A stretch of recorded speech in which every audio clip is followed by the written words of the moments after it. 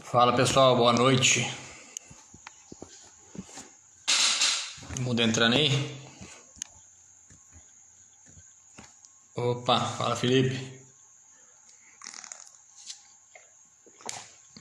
E aí pessoal, já a gente começa aqui.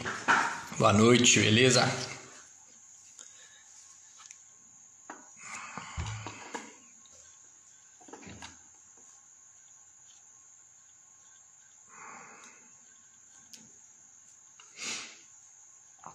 Turma entrando aí. Fala pessoal, boa noite. Fala Iago, vulgo Sabão. Beleza não?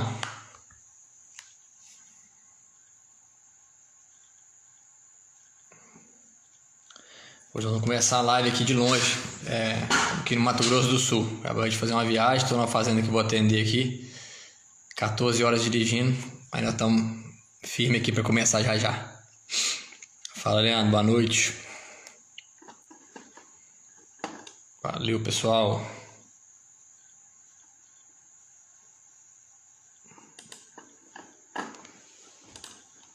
Quem tiver com artigo aí quiser abrir aí, já vai abrindo aí, deixa ele no jeito que nós vamos começar em 2 minutinhos aí. Fala Luiz Paulo, Pedro, beleza turma? Valeu Rafael. Estão me ouvindo bem aí? Dá um joinha pra mim aí, quem estiver ouvindo bem aí, por favor aí.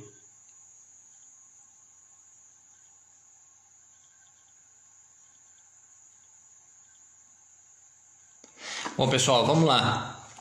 De novo, o esquema da live hoje, o mesmo esquema das outras vezes. Acho que as outras vezes foi bem bacana, as outras semanas que a gente participou aqui junto. Tivemos bastante pergunta, bastante discussão. E o grande objetivo é esse, dessas conversas aqui, vamos dizer assim, né? Bem informal, certo? E o objetivo é a gente trocar ideia, bater um papo, discutir um pouco sobre o que a gente acha de interessante, de importante nesses artigos. E acho importante vocês mandarem perguntas também, para a gente poder discutir, e sempre que tem argumentação, sempre que tem pergunta, fica mais legal, né? Então, vamos lá ao que interessa hoje, né? Bom, o artigo que eu escolhi para hoje, a gente está tentando aqui fazer uma variedade um pouco aí de assuntos, né? Para tentar agradar várias pessoas na verdade, o principal objetivo dessa variedade de assuntos é a gente abordar pontos que eu considero importantes num sistema de produção como um todo. A gente sempre fala muito para nutricionistas, veterinários e nutrição não é só formular dieta. E é sobre isso que é o artigo de hoje.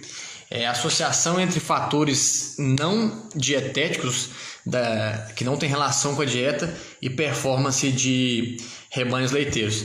Então, eu gosto muito de chamar atenção para esse ponto, porque quando a gente fala de dieta, de um bom nutricionista, o bom nutricionista não é o que simplesmente formula uma boa dieta. É o que faz a vaca dar leite no final do dia, é isso que importa, né? Formular, às vezes, no computador é relativamente simples. E fazer a vaca dar leite com a dieta que você formulou, aí começa a ficar um pouco mais complicado. E por isso eu escolhi esse artigo aqui hoje, que trata exatamente desse assunto.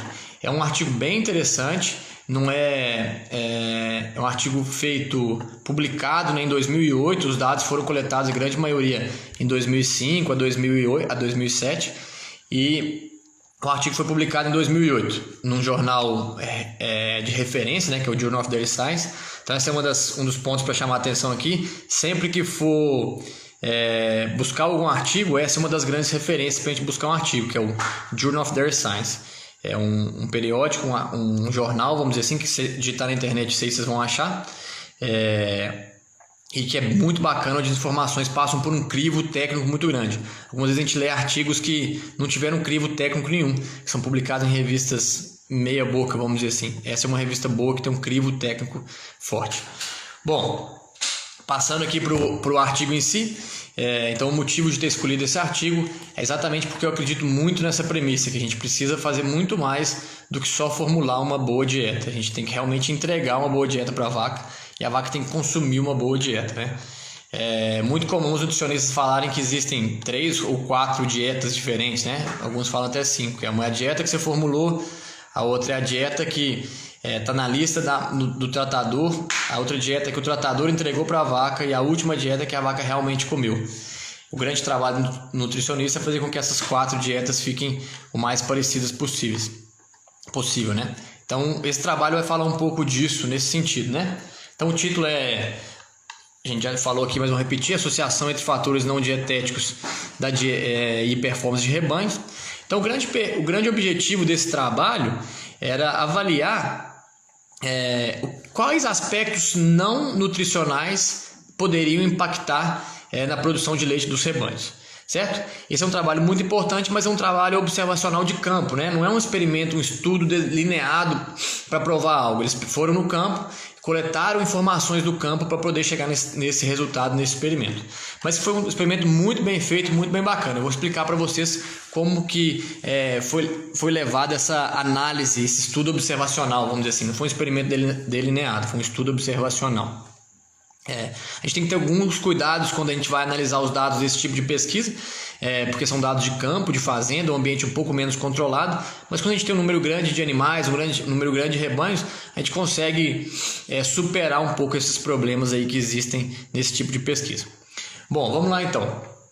Como foi conduzido o trabalho? Esse trabalho foi conduzido na Espanha, em 47 rebanhos diferentes. Nesses 47 rebanhos tinha aproximadamente 3.130 vacas, 3.129 vacas em lactação em todos os rebanhos. A média de vacas em lactação nos rebanhos eram 68 vacas e tinha rebanho de 23 até rebanho de 232 vacas. Então o tamanho do rebanho variava bastante também. As fazendas não eram no mesmo tamanho, então um cenário de diferentes fazendas. Todas as fazendas eram localizadas numa mesma região geográfica, vamos dizer assim, numa distância no máximo de 50 km uma da outra. Então o clima era muito parecido entre todas as fazendas, uma distância máxima de 50 km é bem perto, né? E a altitude da região, 800 metros de altitude. O ponto mais importante desse estudo é que todas as fazendas recebiam a mesma TMR. O que é TMR? Do inglês é Total Mixed Ration, ou seja, dieta total completa, né? Todas as fazendas recebiam exatamente a mesma dieta. Então era uma dieta formulada por um grupo de nutricionistas, era feita numa cooperativa, misturava os volumosos, concentrados todos juntos e era entregue para essas 47 fazendas. Então exatamente a mesma dieta, ou seja, a formulação de dieta era exatamente a mesma em todos os rebanhos. Esse é o ponto mais importante desse estudo, ver 47 fazendas diferentes recebendo a mesma dieta. O Márcio entrou aí, o Márcio. Daqui a pouco a gente encontra aí amanhã cedo. Então, 47 rebanhos recebendo exatamente a mesma dieta. Muito importante isso aí, pessoal. Então, gravem isso. Vocês vão ver que formulação de dieta não é só... nutrição não é só formular dieta. Bom, então a pesquisa cobriu uma série de aspectos. Ficaram 2 anos, se não me engano, avaliando diversos aspectos nas fazendas. Se a gente for na tabela 2 aqui, tem todos, para quem baixou o artigo. Para quem não baixou, é só clicar no link da nossa bio aí do Instagram que vocês conseguem baixar, receber esses artigos sempre por e-mail. Mas foram avaliadas muitas informações. Na tabela 2 tem todos os dados que foram avaliados: número de funcionários, a idade do dono, rotina de trabalho, número de animais, se as bezerras recebiam ou não colostro, taxa de mortalidade das bezerras, taxa de mortalidade de vaca, de novilha, número de animais nas vacas secas, número de animais por grupo, espaço de coxo, número de ordenhas. Na verdade, número de ordenhas, todos os animais eram ordenhados 2 vezes por dia. Taxa de descarte, taxa de fertilidade, enfim, todos esses dados foram avaliados. Depois, quem tiver com o artigo aí com calma, quiser olhar na tabela 2, tem todas as informações aí para vocês avaliarem e discutirem, certo? Bom, alguns pontos foram importantes, mais importantes, que eu vou chamar a atenção aqui. E de novo, pessoal, só para lembrar, quem tiver alguma pergunta aí, pode ir mandando aqui agora no decorrer da live, para a gente ir discutindo e poder já responder algumas dúvidas aí que forem no momento. Um ponto importante dessa pesquisa é que no momento dela, eles perguntaram para os autores qual que era o sentimento deles com relação à produção. Então 93,6% dos proprietários falaram que queriam continuar o negócio por muitos anos. E 45% das fazendas falaram que tinham acabado de investir dinheiro nas fazendas deles para poder melhorar a produtividade. Ou seja, em geral, a grande maioria do grupo, 94% das fazendas, dessas 47, estavam dispostos a continuar a atividade por longo tempo. Então não era ninguém que estava fazendo aquilo de uma maneira não adequada porque estava querendo sair da atividade, alguma coisa assim. Bom, falando de novilhas, a idade, a primeira inseminação média das novilhas foi 17 meses, 16,9 meses. Hoje a gente busca até um pouco mais cedo que isso em geral, na idade, a primeira inseminação das novilhas. E teve, de forma bem interessante, uma correlação negativa entre idade ao parto e produção de leite. Se a gente for lá na tabela 1, a gente consegue ver um gráfico, na figura 1, tem um gráfico mostrando correlação entre produção de leite e na primeira lactação e idade ao primeiro parto. O que foi visto aqui nesse trabalho é que quanto menor a idade ao primeiro parto, maior foi a produção de leite. É claro que isso tem um limite. Outros estudos mostram que se a sua vaca começar a parir com menos de 23 meses, você pode ter desafios aí. Mas em geral nessas fazendas, as vacas pariam mais tarde do que mais cedo. Uma idade média, a primeira inseminação de 17 meses. Então essas vacas acabavam parindo em média um pouco mais velhas do que a gente gostaria, né? Seria por volta de 2 anos, um pouco mais que isso. Então quanto mais novas novilhas, melhor elas performaram na primeira inseminação. E por que isso aconteceu? Existem algumas hipóteses, e eu tenho uma hipótese que eu acredito que faça sentido aqui. Quem tiver alguma hipótese aí também, por favor, contribua com a gente aí e manda também. Bom, o que eu acredito, e que eu vejo acontecer isso em muitas fazendas, é que quando você tem uma idade ao primeiro parto alta, é porque você teve falhas na cria das bezerras, ou porque elas adoeceram mais, tiveram uma incidência de doenças mais altas, ou porque elas tiveram menor ganho de peso, ou porque elas tiveram algum problema de desenvolvimento.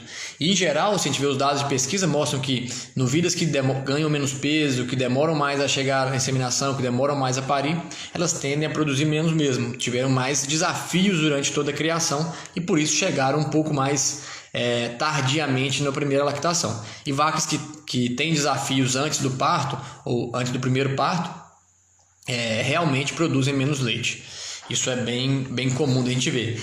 Então, assim, quando a gente vai em fazendas na prática, assim, você vai em fazenda que a novilhada foi toda criada a pasto extensivamente, mal cuidado. Em geral, elas tendem a produzir pouco leite na primeira inseminação, na primeira cria, desculpa. Elas vão, às vezes, aumentar essa produtividade um pouco mais na segunda inseminação para frente, na segunda cria para frente, desculpa. Beleza. Bom, outro ponto importante. Uma coisa que eu esqueci de comentar com vocês é que a genética desses rebanhos eram todas similares também, tinha uma base genética similar. Então a base genética era muito similar. Então na Europa em geral os animais têm uma seleção genética mais antiga do que a gente tem aqui no Brasil e a base genética era muito parecida, então não tinha diferenças genéticas nesse ponto aí.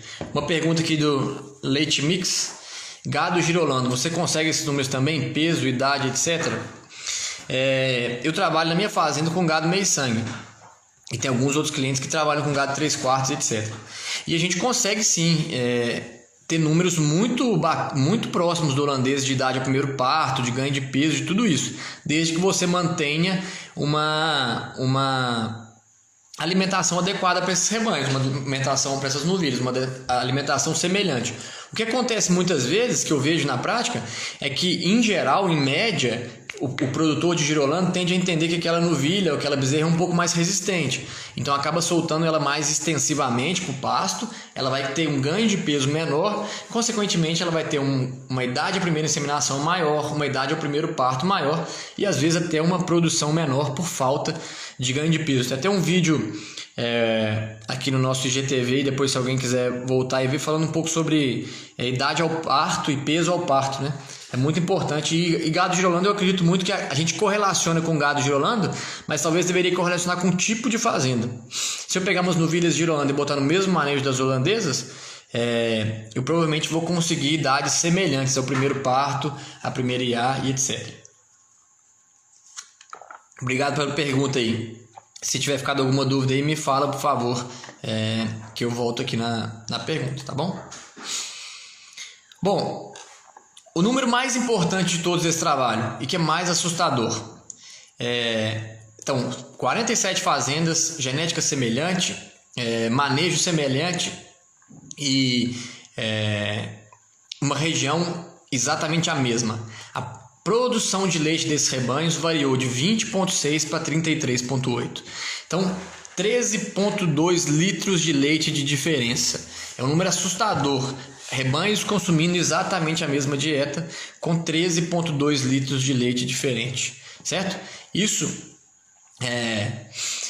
assusta muito a gente e mostra que não somente a dieta faz um efeito numa fazenda. Então, um bom nutricionista não pode ficar só atento à dieta. Eu vejo isso muito na prática. A gente se apega muito só o número que vai sair ali no programa de formulação e esquece de entregar ela para a vaca da maneira correta. Então, de novo, vou repetir para vocês. O rebanho que produziu menos leite produziu 20,6 de média e o rebanho que mais produziu leite 33,8, com a mesma formulação de dieta, certo? É claro que o consumo de matéria seca era diferente, mas a mesma formulação da dieta.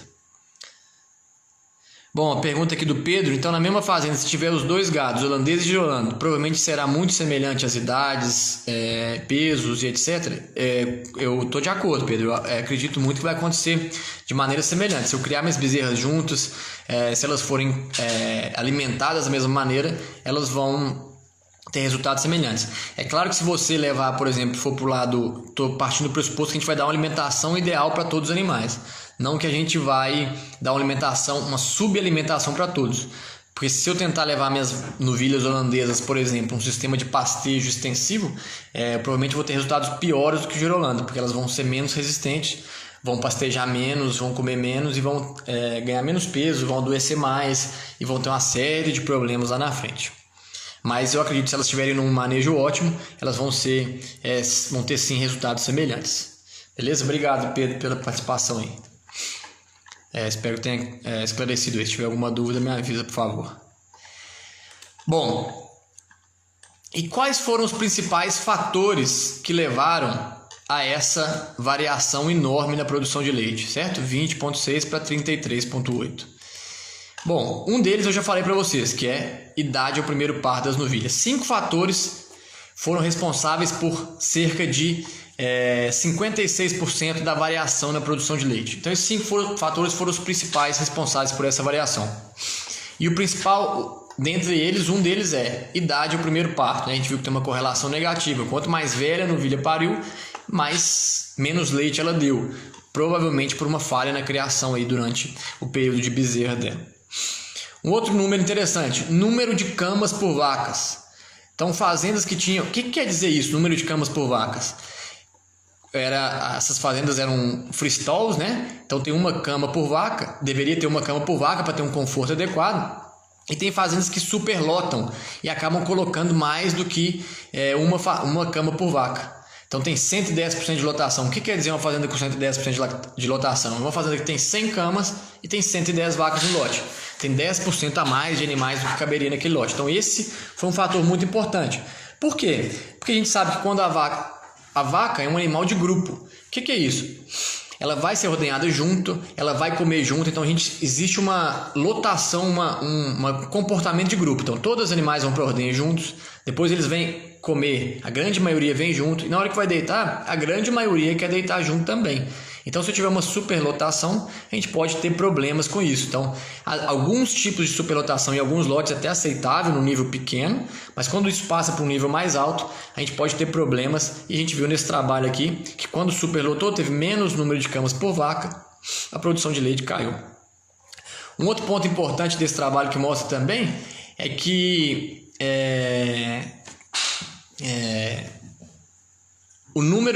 a qualidade da cama também teve influência. Então, camas de melhor qualidade, as vacas produziram mais leite. Camas de pior qualidade, as vacas produziram menos leite. A gente sabe que a vaca tem que fazer basicamente 3 coisas por dia, né? Que é comer, ser ordenhada e deitar. Se ela fizer essas 3 coisas, está ótimo, porque a gente quer que ela gaste a maior parte do tempo dela fazendo.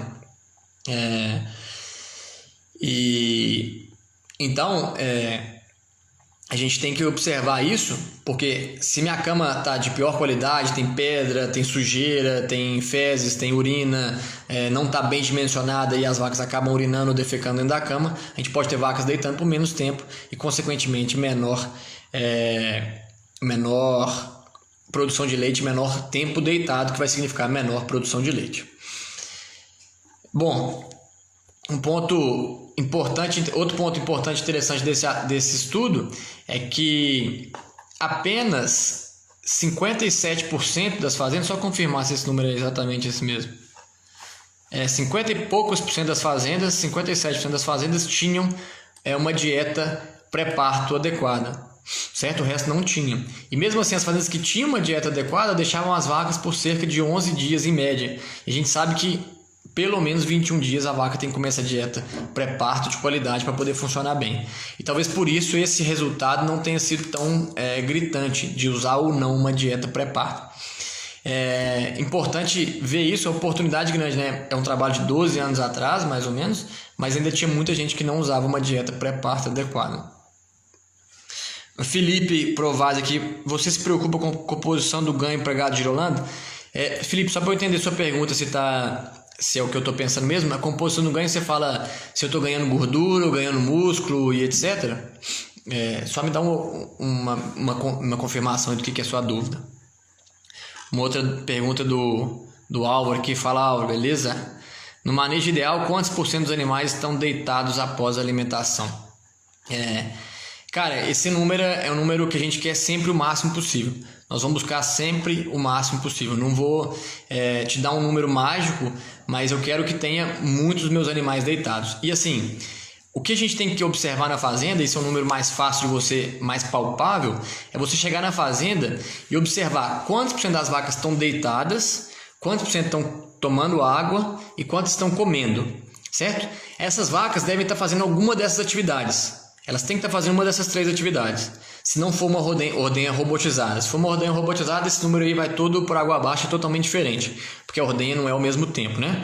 Mas falando da maioria das fazendas que tem ordenha não robotizada, eu quero que minhas vacas todas estejam ou comendo, ou deitadas, ou tomando água no máximo. Então todas as vacas eu quero que estejam fazendo uma dessas 3 coisas.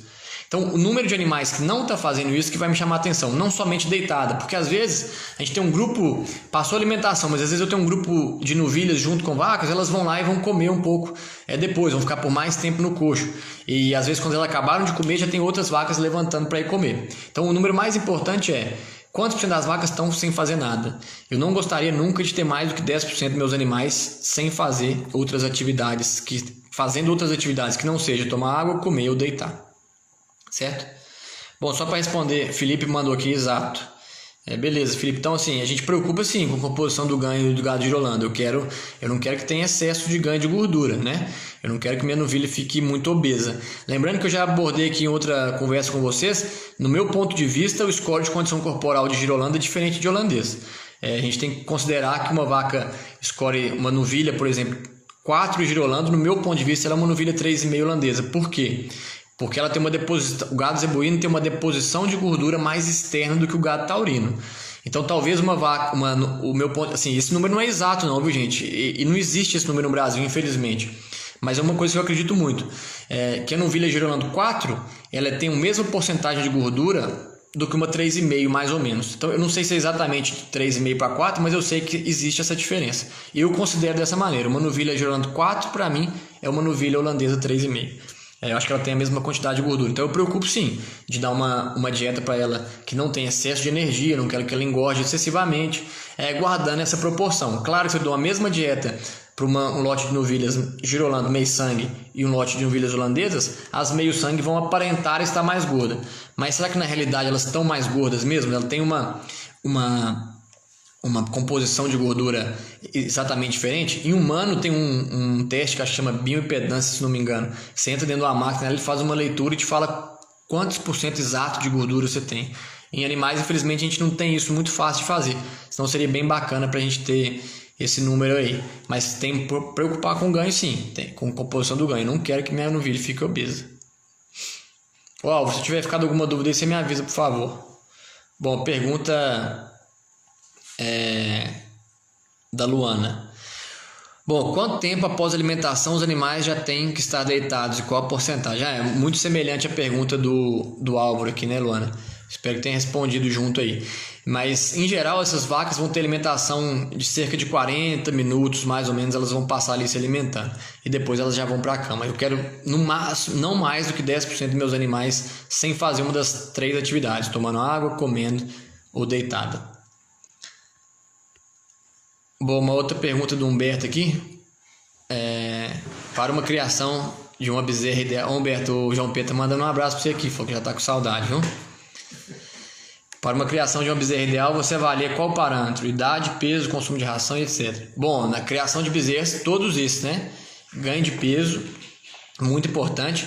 E consumo de ração é importante demais nisso aí também, porque se você não mantiver um consumo de ração adequado, não trabalhar um consumo de ração adequado, você vai ter mais dificuldade de desmamar essas bezerras, né? E você tendo dificuldade para desmamar, ela acaba perdendo peso pós-desmame. Eu não quero de jeito nenhum. O peso que eu ganhei é dali para cima, não quero vir dali para baixo, não. Então, estimular esse consumo de ração com uma boa ração na época de bezerras, um fornecimento desde do primeiro dia de vida, lá já deixa um pouquinho de ração para elas irem pegando, e tudo isso é bem importante. Eu vejo que tem muita gente, muitas fazendas e muitos funcionários, eu até sofro um pouquinho com isso lá em casa, com os funcionários, é que assim, eles não querem colocar ração para as bezerras novinhas, porque ele fala assim, não vai comer nada. Não tem problema, mas às vezes ela acaba de tomar leite, ela vai tentar sugar lá por impulso o comedor dela, ela acaba comendo um pouquinho de ração, descobre que aquilo é gostoso e começa a ter o consumo. Então todos esses parâmetros são bem importantes. Humberto botou aqui, parâmetro pro desmame. Bom, Humberto, eu acho que todos esses 3 são importantes também, idade, peso e consumo. Cada fazenda vai acabar tendo o seu. O consumo de ração talvez seja o mais importante. Porém, na prática, eu acho difícil a gente avaliar isso exato de uma bezerra. Principalmente se a gente trabalhar em fazendas grandes que tem um volume grande de bezerra. Então, a gente usa mais o peso, certo? Com X quilos eu vou desmamar minha bezerra, certo?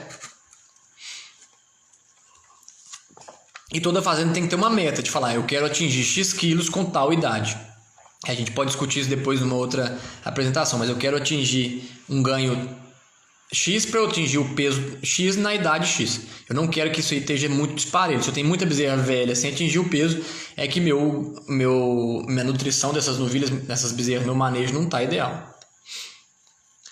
MCA Gestão, fala Marco, beleza? Que bom que você está aí com a gente também. No caso do freestyle com 3 camas, isso tem efeito sobre a produção de leite? Marco, nesse experimento aqui eles não comentam nada sobre o freestyle com 3 linhas, né, de cama. Eu acredito, a gente teve uma época aqui no Brasil que teve um boom desses freestyles com 3 linhas, né? O que é o freestyle com 3 linhas para quem não conhece? A grande maioria dos freestyles de hoje em dia tem a linha de coxo e depois tem 2 linhas de cama.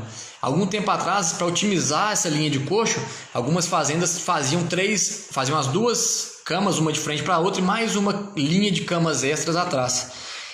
Isso, claro, o primeiro ponto é que diminui a área de coxo, né? Então eu estou diminuindo o espaço de coxo.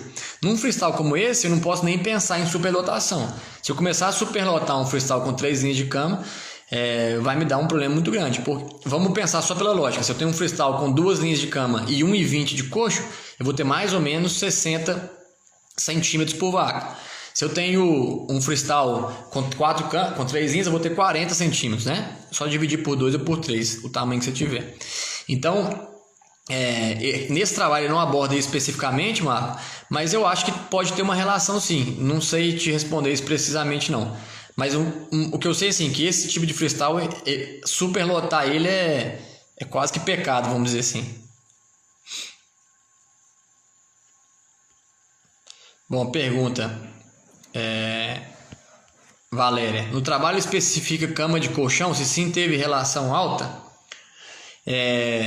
Cara, não especifica não, mas eu acredito que não tinha muita fazenda com cama de colchão. Mas aqui não teve muito esse dado não. Mas o que a gente vê na prática nas fazendas é que cama de colchão é um terror, né? As fazendas que tinham cama de colchão, a grande maioria está quebrando as camas, mudando o material, achando alternativas. A gente tinha muito isso na nossa cabeça alguns anos atrás, quando foram construídos muitos freestyles, que se eu não pudesse usar areia, eu tinha que usar cama de de borracha, cama de colchão, né? Tem algumas opções de colchão e todas elas são muito ruins. O que a gente aprendeu hoje é que existem outras possibilidades de camas, né? Sem ser cama de areia, que pode ser usada de maneira eficiente. Nos Estados Unidos já se usa há muito tempo, por exemplo, cama de esterco. Ele pega o esterco da fazenda, seca ele e depois volta ele para a cama. E funciona muito bem, as fazendas vão bem. Aqui no Brasil tem fazendas que estão colocando isso. Outras fazendas que eu conheço que estão indo muito bem também, com cama 100% de serragem, sem revolver. Ele simplesmente limpa todo dia e completa, como se fosse uma cama de areia. Então tem funcionado muito bem. Antigamente a gente tinha isso. Não, o cara tem biodigestor, não pode ter areia. Se não pode ter areia, é colchão. Hoje a gente já sabe que isso não é verdade.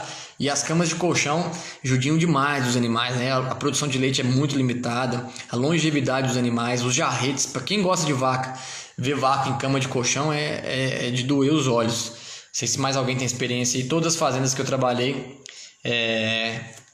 com cama de colchão foi tragédia mesmo. E depois que muda, a fazenda recupera muito produção, longevidade, qualidade de caminhar das vacas e, consequentemente, o tempo que elas vão ficar no rebanho, né?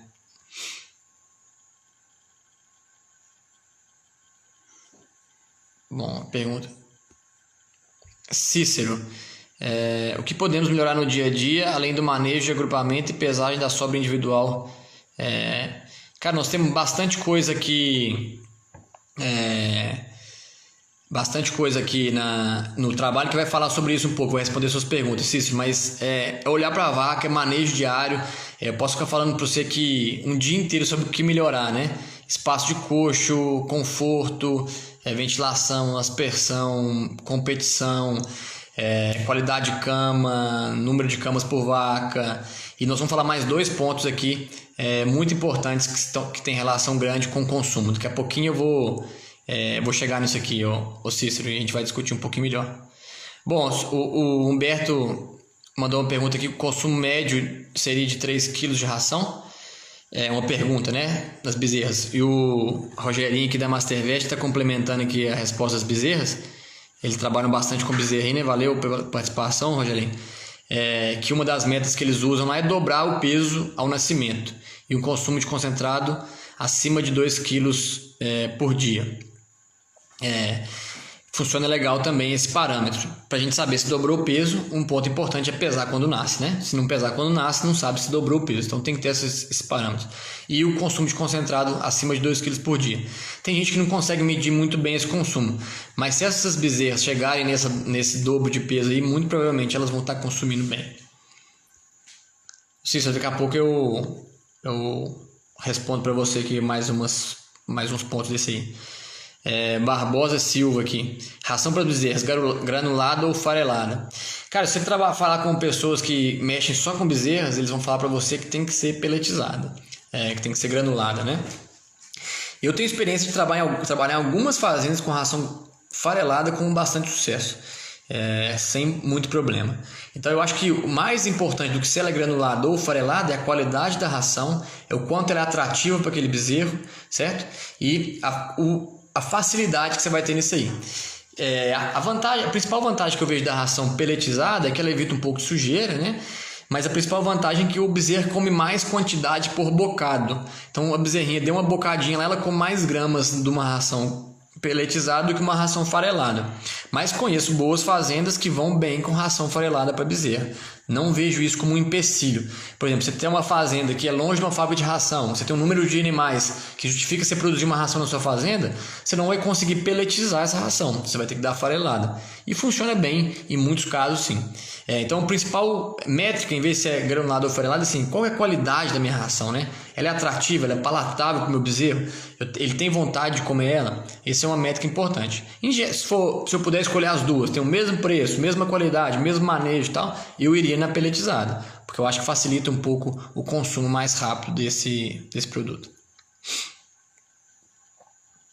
Luiz Paulo Ponin: nesse experimento o volumoso era o mesmo em todas as fazendas, bromatologias semelhantes? Era exatamente o mesmo, a dieta total já vinha misturada de uma cooperativa. Então as fazendas que não, eles começaram o estudo com mais fazendas, mas as fazendas que usaram volumosos diferentes, eles saíram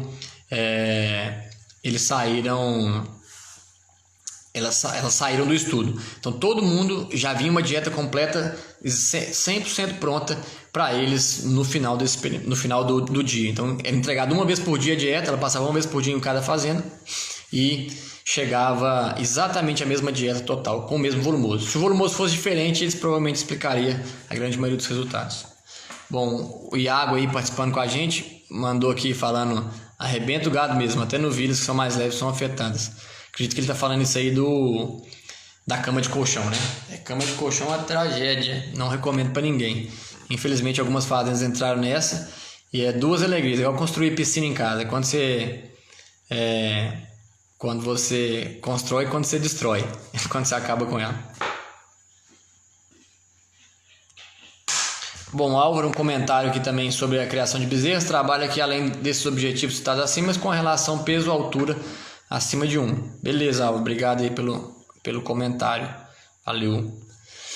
Bom, os outros dois pontos que tiveram uma diferença bastante grande aqui, que acabaram de complementar os 50% de diferenças nas produções de leite, né? Que foram altíssimas as diferenças. O que foram esses dois pontos? Tiveram uma relação grande com a entrega da dieta em si. Então, um ponto é presença ou ausência de sobras, e o segundo ponto, se a comida era empurrada todos os dias no coxo. Então, o que significa esses dois pontos? Por que eles foram tão importantes? Então, juntando esses 5, número de camas por vaca, conforto, qualidade e manutenção da cama, idade ao primeiro parto, presença ou ausência de sobras, e se a comida era empurrada ao longo do dia, isso tudo significou mais de 50% dessa variação. E qual que é a importância desses dois fatores aqui que estão bem relacionados diretamente com a dieta, né? Que é a presença ou ausência de sobras e se a comida era empurrada nos coxos. Se a comida era ou não empurrada nos coxos. A pergunta era essa, não quantas vezes era empurrada, se sim ou se não. Isso teve uma correlação alta com a produção de leite. E por alguns motivos. O primeiro motivo é porque você faz com que a vaca alcance a comida, simplesmente isso. Depois eu posso até postar aqui no Instagram, tem umas fotos de uma fazenda que eu trabalho, que de vez em quando o pessoal cochila na empurração do trato. E você chega de manhã, a vaca simplesmente não alcança a comida. Ela foi comendo, empurrando aquilo para frente, ela não consegue alcançar a comida. Então não tem jeito dela chegar na comida. Então o primeiro passo, a primeira importância de empurrar a comida não é nem estimular ela a vir comer, é simplesmente ela alcançar a comida. Porque às vezes a vaca vai mexendo tanto naquela dieta, empurrando com o focinho para frente e mexendo, que quando passa o dia, ela simplesmente não consegue alcançar mais a comida. E aí ela não vai comer, obviamente, né? Outro ponto é que tem trabalhos que mostram que quando você empurra a comida, você estimula a vaca a vir no coxo mais vezes e ela acaba tendo um consumo maior. Nesse trabalho não teve efeito do número de vezes que a comida foi empurrada, mas sim se era empurrada sim ou não. Então tinha fazendas que não empurravam, que a vaca tinha um pior acesso e comia menos. Então isso teve uma relação grande com a produção de leite também, certo? Bom, Humberto, hoje está criando muitas bezerras em barracão. Você acha que compensa o custo-benefício ou criaria no bezerreiro com suplementação?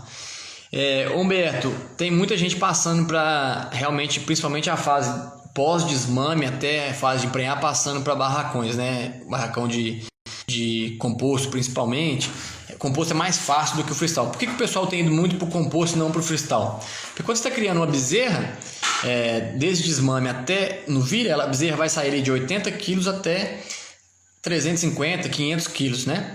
Então a cama seria muito diferente se fosse do freestyle. Os tamanhos de cama seriam diferentes. Você teria que ter lotes divididos muito corretamente, com camas diferentes, daria uma trabalheira danada. Então o pessoal tem ido muito para o composto, que facilita esse tamanho de cama, que não é um problema nenhum, né? A vaca de qualquer tamanho ou no bezerra vai deitar da mesma maneira no composto. Cara, tem alguns pontos principais que eu vejo que as fazendas têm feito isso e que, a princípio, para muitas fazendas funciona, financeiramente também. O investimento comparado com uma vaca é menor, porque a área de cama que elas precisam é menor. O investimento de cama também é menor, porque a novilha, a bezerra, defeca menos, ela come menos e defeca menos na cama, então o manejo de cama é mais tranquilo. E o que acontece? Que muita gente tem saído, principalmente por causa dos meses de verão. Que você vai acabar criando essas bezerras agrupadas num piquete, mas que elas vão ter que ter acesso ao coxo ali, e acaba dando barro, acaba perdendo peso, acaba não ganhando o ideal, porque tem muito estresse térmico e muito barro, principalmente. O barro é um grande vilão nessa época do inverno, na época das águas. E então o pessoal tem fechado e realmente tem valido a pena em muitos casos. Outras pessoas acabam fechando as novilhas, que tem fazendas pequenas, para aproveitar a área de novilhas para virar lavoura, virar alguma coisa nesse sentido. Cada fazenda tem que fazer sua conta de qual investimento vai ter para isso, mas hoje boas fazendas têm feito esse investimento. Então eu acredito que tem se pagado sim. Eu particularmente não tenho esse número de qual é o investimento por bezerra exatamente e qual que é a velocidade de pagamento, mas eu acredito que em muitos casos tem se pagado sim, porque eu acredito que tem muitas pessoas boas fazendo esse tipo de trabalho, principalmente pós-desmame, né? Bom, e o outro ponto importante aqui nesse trabalho foi se tinha presença ou não de sobras. Então, o fato de ter sobra é muito importante quando a gente formula uma dieta. Por quê? Porque eu formulo uma dieta com um consumo esperado, né? Minha vaca, ela não está dentro do computador, ela não me fala quanto que ela vai conseguir comer. Quando eu trabalho sem sobra, com sobra zero, o que acontece? Talvez eu não esteja atendendo a demanda do grupo todo. Como que eu vou ter certeza absoluta que as vacas comeram a quantidade que elas queriam e não comeram mais? Então o grande objetivo de ter sobra é simplesmente ter certeza absoluta de que todos os meus animais supriram as demandas dele. Quando eu não tenho sobra, muito provavelmente eu vou ter algum grupo de animal, ou todos os animais, mas muitas vezes um grupo específico de animais, principalmente as menos dominantes, que podem não suprir as demandas dela. Por quê? Acabou a comida e elas não conseguiram comer tudo que ela queria. Dificilmente eu vou conseguir acertar o olho do mosquito, né? Que é falar assim, não, minhas vacas têm que comer 45 quilos. E elas vão comer exatamente 45 e vão estar, vamos dizer assim, saciadas em termos físicos e termos nutricionais para não precisar comer mais nada. Então, sempre importante trabalhar com sobra. A quantidade de sobra varia de acordo com os lotes, né? Eu não preciso trabalhar com sobra alta para todos os lotes. Eu preciso trabalhar com sobra diferentes entre os lotes, né? E não necessariamente trabalhar sem sobra em alguns lotes eu posso trabalhar, mas não necessariamente trabalhar com sobra muito reduzida. Isso dói algumas vezes no bolso e na cabeça do produtor. Eu tenho produtor que eu atendo que quando eu falo que tem que ter sobra, ele desespera, ele fala assim, nossa, essa dieta é muito cara, se sobrar eu estou jogando dinheiro fora. Mas a gente usa essa dieta para alimentar outros animais normalmente, né? Então, se eu não alimentar outros animais com ela, eu estou jogando fora. Mas normalmente, em 99% dos casos, eu alimento outros grupos com essa dieta. Claro que é uma dieta mais cara, então eu não posso sobrar demais, mas eu posso alimentar esses animais de outros grupos sim com a sobra das vacas de lactação. Um desafio aqui para vocês. Numa fazenda, qual é o grupo que tem valendo um boné da LG? Vou mandar para casa de vocês aí para quem acertar a pergunta primeiro. Porque mandar primeiro aqui para mim. Qual é o grupo que tem que ter maior sobra numa fazenda de leite? Certo? Tá valendo aí. Quem mandar primeiro certo vai ganhar um boné da LG. Vai mandando aí, pessoal, porque pode ser que o primeiro que seja enviado não seja o certo. Bom, então a fazenda de leite de todos os grupos, qual tem que ter maior sobra? E depois eu vou falar por quê. Bom, comentário do Alan aqui. Valeu, Alan, por participar. Alan Santana, grande amigo. Você não vale a resposta não, viu, Alan? Que você mandar aí não vai valer não. Bom, o Alan mandou aqui que... Bom lembrar que sobra é diferente de resto. Exatamente. Tem um conceito que sobra é diferente de resto. O que é isso? A gente tem que... o que tem de sobra no coxo tem que ser muito semelhante ao que foi ofertado. A vaca é um animal que gosta muito de selecionar, ela come o que ela gosta. Nós também gostamos de selecionar. Se a gente puder escolher a melhor comida, a gente come o que a gente mais gosta, né? Mas a gente tem que evitar essa seleção, com boa mistura, boa oferta, baixa competição, etc. Então o Alan está comentando aqui que sobra é diferente de resto. O que é o resto? É quando eu chego no coxo de manhã e está muito diferente do que eu ofereci. Então tem lá X quilos de comida, um volume bom de comida que sobrou, mas é totalmente diferente do que eu ofereci. Isso acontece muito quando as fazendas têm silagens mal picadas, por exemplo, com tamanho muito grande, partícula. As vacas selecionam, não comem aquela palha e no outro dia de manhã você passa o coxo, tem comida, mas é só palha, é só resto. A sobra é o que realmente está no coxo, né? E parecido com o que foi oferecido. Se tiver muito diferente, eu considero zero, certo? Uma fazenda que tem uma silagem de péssima qualidade, mal picada, por exemplo, que as vacas estão selecionando muito. No outro dia de manhã você passa lá, só tem Catoquinho de sabugo e palha, eu considero sobra zero, porque ela não teve a opção de comer o que ela queria, ela simplesmente, que lá é o resto, não é sobra. E outro comentário do Alan aqui, que pesar é fundamental. Não precisa nem falar sobre isso, né? Pra gente saber que tem sobra, pra gente saber a porcentagem, a gente tem que pesar. E um ponto importante de pesar aqui, é que eu costumo dizer que feito é melhor que perfeito. Algumas fazendas, a única maneira de eu conseguir pesar foi não fazer todo santo dia, mas o ideal é que seja feito todo santo dia, ter oferecido todo dia e a sobra todo dia. Mas algumas fazendas, que eu vou dar uma dica para quem é consultor, para quem trabalha no campo, como nutricionista e está apanhando um pouco disso, o que eu consigo fazer algumas vezes para que a fazenda comece esse trabalho é marcar 2 vezes na semana para ela fazer. Então, qual o dia que você não tem manejo de veterinário, não tem BST, não tem outro pé de luva, não tem um manejo extra na fazenda? Não tem nenhum manejo extra, por exemplo, na terça-feira e no sábado. Então, vamos pesar a sobra na terça e no sábado, certo?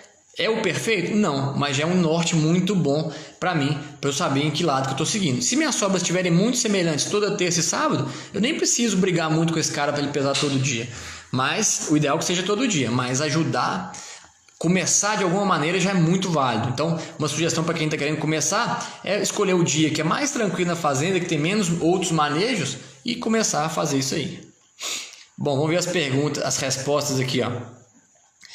O Alan pós-parto, Murilo pré-parto, Humberto recria, Palmer pós-parto, Luiz Paulo pós-parto, o Wilson Coelho paredinhas, Alan pré-parto também, Cícero pós-parto, de maior produção, pós-parto imediato. A Ana da Alfa que chegou atrasada, né? Não deu para você responder a pergunta aí, mas valeu. Bom, o lote que eu trabalho com maior sobra e para mim faz muito sentido é o lote pós-parto. O primeiro que acertou aqui foi o Alan, né? Mas eu falei que ele não valia. O Alan também não vale, o Palmer, você não vale também não, viu? Então, Luiz Paulo Ponins foi o primeiro que acertou aí. Pós-parto, mandou pra mim. Depois você manda inbox aqui com seu endereço, que eu vou mandar um boné da LG pra você aí, por favor. O Palmer e o Alan são amigos aí de longa data e nutricionistas de mão cheia. Não vou deixar eles ganharem essa não. Bom, por que pós-parto? Por 2 motivos principais. O primeiro é porque uma vaca que pariu hoje, ela aumenta o consumo todos os dias. Alguém mandou aqui as paridinhas, né? É exatamente isso. Pós-parto são as paridinhas. Então, a vaca hoje, se ela está comendo 10 quilos, amanhã ela vai comer 12, depois ela vai comer 13, depois 14. Ela vai aumentar o consumo todo dia. Então, a vaca pós-parto está aumentando o consumo todo dia. E outro ponto importante é que o lote pós-parto tem vaca entrando sempre. Então, porque a vaca pariu hoje, às vezes não dá tempo de eu colocar outra vaca. Ela pariu meio-dia, eu passei minha última dieta 11 horas da manhã. Eu não vou conseguir adicionar mais comida nesse lote. E às vezes eu tenho 2, 3 partos no dia. Quando eu trabalho com sobra mais alta, eu evito que esses animais novos que entraram também fiquem sem comida. Então, esses 2 pontos são os principais. O primeiro, porque elas estão aumentando o consumo diariamente. E o segundo, porque eu tenho vaca entrando todo dia e às vezes eu não tive tempo hábil ainda de consertar na minha dieta que eu entreguei para elas naquele dia ou até para o próximo dia. Certo? Então, trabalhar com uma sobra maior no pós-parto é fundamental. Certo? Qual lote que eu trabalho com menor sobra? Ou algumas vezes com sobra zero? E eu trabalho algumas fazendas com sobra zero no lote de baixa produção. Se eu tenho um lote de baixa produção, eu quero trabalhar com sobra zero, perto de zero algumas vezes. Principalmente se silagem de milho e volumoso for limitante nessa fazenda. Tem fazenda que não tem silagem de milho suficiente para fechar o ano. Então, se você abrir muito a mão, você pode gastar mais do que você precisava. Vacas de baixa produção, do último lote, algumas vezes eu trabalho com sobra zero, certo? Para evitar que elas engordem muito, para evitar que elas consumam mais do que elas precisam. Lembrando que sobra zero não é acabar no meio do dia. Eu tenho que estar próximo do limite, certo? Então, assim, eu não posso... Se eu estou fazendo uma dieta para sobra zero, eu tenho que ver que horas que está acabando essa sobra. Por exemplo, se eu trabalho numa fazenda que a primeira alimentação do dia é feita 7 horas da manhã e minha comida no coxo está acabando 7 horas da noite, isso não é aceitável. Isso não é sobra zero, elas estão passando fome, né? Porque elas vão ficar 12 horas sem comida no coxo, certo? Eu não gostaria que essas vacas tivessem mais do que 1, 2 horas sem comida no coxo. Então esse é um ponto que pode ser usado para vacas de baixa produção. Agora, se eu ficar com muito tempo de coxo limpo, você vai ter problema que essas vacas que estavam com baixa produção, elas vão começar a perder peso, elas vão perder produção e vão ter mais problemas do que elas já teriam, certo? Então, muito cuidado com isso quando for utilizar esse tipo de trabalho. E não é um trabalho para usar não é um tipo de trabalho para usar em todas as fazendas. É um tipo de trabalho para usar em algumas fazendas pontuais que já estejam preparadas para isso. O Alan botou mais um comentário aqui que esse ano a silagem, muita gente colheu silagem mais seca, né? Porque choveu muito na época de ensilar e etc. E está acontecendo muito da sobra ser diferente do resto, né? Principalmente quem colhe com maquininha de uma linha aí, máquina pior, na hora de ensilar, muita palha.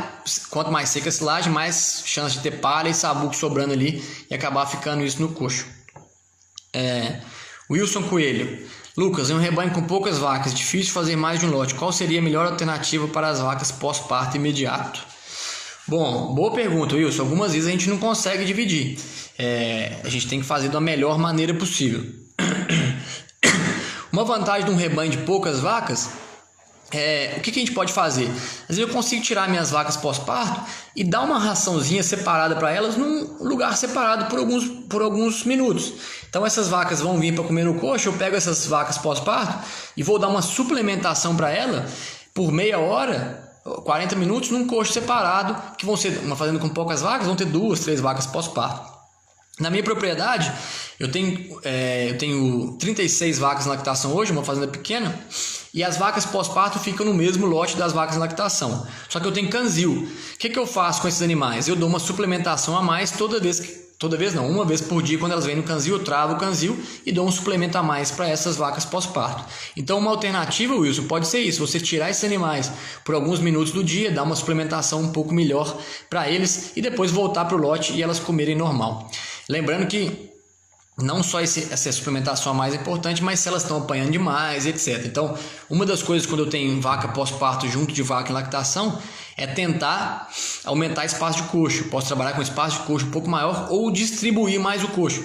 Vou dar um exemplo de novo para fazenda pequena aqui. Uma fazenda pequena que usa coxo de bombona, por exemplo, ou coxo de concreto, que são móveis. Então, em vez de eu botar todos os coxos juntos, eu pego uma leva de coxo e coloco um pouco separado. Porque as vacas que estão apanhando têm condição de ir para um outro cantinho e comer um pouco mais. Então, dou uma separada nos animais. Essas são algumas alternativas práticas para fazendas pequenas no pós-parto.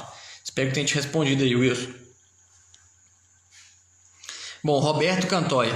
Isso serve para fazendas onde não tem a possibilidade de separar as primíparas das múltiplas, trabalhar com sobra mais alta. As duas dicas aqui servem para esse tipo de fazenda, Roberto. Tanto as das vacas pós-parto junto com as vacas não pós-parto, e também a dica de trabalhar com um pouquinho mais de sobra. Eu faço isso muito no pré-parto. Quando eu não tenho opção no pré-parto de trabalhar com vacas e novilhas separado, eu tento aumentar a sobra. E às vezes em lactação também pode ser importante isso, porque eu evito um pouco mais a seleção e garanto que minhas novilhas vão conseguir comer mais até o final do dia, até a próxima refeição, com uma qualidade de alimentação semelhante à que foi entregue, certo? Bom, beleza, pessoal. Mais perguntas aí? Nós estamos indo aqui para os 5 minutos finais. Bom, o que é a conclusão desse trabalho aqui, então? Que tiveram principalmente 4 pontos fundamentais que fizeram 56% da diferença nessa variação enorme de produção de leite, que foi número de camas por vaca, ou seja, conforto, presença ou ausência de sobras, manejo, se a comida era empurrada ou não nos coxos, certo? Se ela tinha alcance nessa comida e se ela tinha um estímulo de comer de novo. E a idade ao primeiro parto, criação adequada de bezerras e novilhas. Muito importante todos esses pontos. E de novo, pessoal, quero salientar aqui, olha a diferença na produção com dietas formuladas da mesma maneira. Exatamente a mesma dieta, não é formulada da mesma maneira não, exatamente a mesma dieta. Fazendas com 20,6 de média e fazendas com 33,8. Não preciso nem falar para vocês quais fazendas eu acredito que sejam as mais eficientes, que ganham mais dinheiro, né? Você tem 33,8 de média com a mesma dieta ou 20,6. Mesmo que o consumo seja diferente, com certeza vai ser. Mas a gente fez coisas para poder melhorar isso. Bom, tem mais 2 perguntas aqui do Álvaro. Uma do Álvaro e do Luiz, vou tentar responder para vocês aqui. Com o pré-parto bem feito e tendo espaço de coxo, posso colocar essas vacas recém-paridas para comer com lote de alta? Bom, Álvaro, depende um pouco de qual é o seu lote de alta, de quantos litros de leite seu lote de alta produz. algumas vezes esse animal e qual que é a lotação do seu lote. Então essas perguntas variam um pouco. Bom, essa resposta varia um pouco, na verdade. Se eu tenho meu lote de alta produzindo muito leite, um lote de 50 litros de média, 45 de média, talvez eu entrar com essas vacas no lote média possa ser melhor. O lote de alta, a gente tem alguns trabalhos mostrando que excesso de amido, por exemplo, para a vaca logo no pós-parto, pode diminuir um pouco a produção de leite. Um trabalho bem novo do Mike Hutchins, mostrando que principalmente quando eu uso...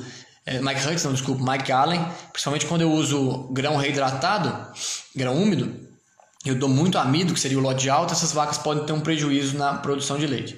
Então, eu posso talvez trabalhar no meu lote de média, mas depende muito da lotação e do espaço de coxo. Eu quero que esses animais tenham mais espaço de coxo possível, menor lotação possível, porque o animal pós-parto não quer brigar, ele não quer discutir com ninguém, vamos dizer assim. Ele não vai chegar no coxo, não vai dar cabeçada, não vai enfrentar nenhum outro animal. Então, a gente tem que ter espaço de coxo adequado e o mínimo de competição possível.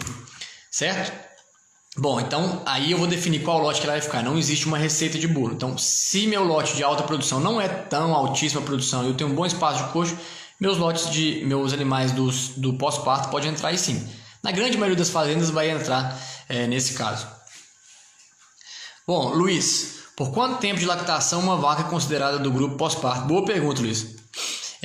A gente não tem um conceito exato, né? Na literatura antiga a gente falava que era 21 dias pré-parto e 21 dias pós-parto, que é o que a gente chama de transição. Bom, o que eu uso na prática em algumas fazendas?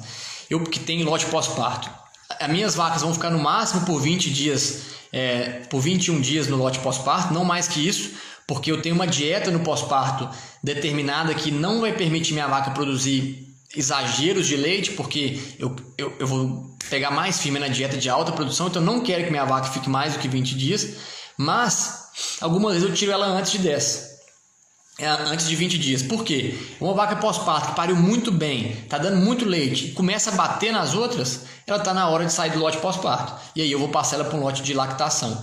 Não tem muito porquê eu manter esses animais por mais tempo nesse lote. Se ela está bem, está dando leite, está batendo em outras vacas, é sinal que ela já recuperou o pós-parto dela e já pode ir para outro lote. Às vezes eu tiro esses animais, principalmente quando eu trabalho com vaca e novilha no lote pós-parto. Ao Cezinho aí, fala Cezinho, um abraço. Bom, Alan, eu atendo fazenda que a comida é muito semelhante, o sistema de produção é exatamente o mesmo, o nutricionista é o mesmo e as produções médias são bem distintas. Gestão de rotina é fundamental. Isso aí, Alan. Manejo é a palavra, né? Até porque formulação de dieta a gente faz nas fazendas de 15 em 15 dias, uma vez por mês, algumas vezes 2 vezes, de 2 em 2 meses. E manejo é 365 dias no ano, 7 dias por semana, 24 horas por dia. Um abraço aí pro Bruno também de Barros, tá aí com a gente aí. Obrigado, Bruno, pela participação. Bom, deixa eu ver se tem mais alguma pergunta aqui. Só um comentário do Alan. Obrigado, Alan, pela participação. Bom, pessoal, resumindo então isso aqui tudo pra gente, o grande desafio é esse: manejo 365 dias no ano, 7 dias por semana, 24 horas por dia. Então a gente tem que atentar muito a isso, que isso pode realmente tirar a lucratividade de uma fazenda. Então estabelecer rotinas bem feitas de manejo, estabelecer uma ordem de trabalho para os funcionários e um manejo adequado é fundamental para a lucratividade de uma fazenda. Vocês estão vendo que um dos pontos aqui, por exemplo, foi empurrar a comida no coxo. Qual que é o custo de aumentar uma empurrada no coxo das comidas nas vacas? Uma vez por dia, por exemplo, se você não empurra nenhuma, você empurrar uma a mais, isso não vai te custar praticamente nada e tem uma correlação alta com aumento de produção de leite. Então, manejo em geral é a melhor maneira de a gente ajudar as fazendas. Por quê? Porque a gente vai evitar, não vai ter muita gasto a mais financeiro e vamos ter resultados bastante interessantes. Beleza, pessoal? Obrigado a todo mundo pela participação aí. Estamos vencendo nosso horário. Agradecer a todo mundo pela participação, agradecer pelas perguntas. Está ficando cada segunda mais legal. Para quem não inscreveu ainda aí para receber os artigos, é só entrar no link que tem na nossa bio aí, no nosso perfil do Instagram, que vocês vão receber os artigos toda segunda-feira. E para a semana que vem estou preparando outro artigo bem bacana para a gente. Valeu, Alessandra. Vamos acabar por enquanto e segunda-feira que vem estamos juntos de novo. 19 horas, espero todo mundo junto. Se ficar alguma dúvida sobre a live de hoje, pode me mandar mensagem por direct, vou ter o maior prazer de responder vocês. Algumas vezes eu demoro um pouco, principalmente a semana que eu estou enfiado dentro da fazenda aqui 24 horas por dia, mas vou responder todos aí com o maior prazer. Beleza? Se inscreva aí no link da bio. Segunda-feira que vem, 19 horas, estamos juntos de novo. Valeu, pessoal. Boa noite. Um abraço a todos aí. Valeu.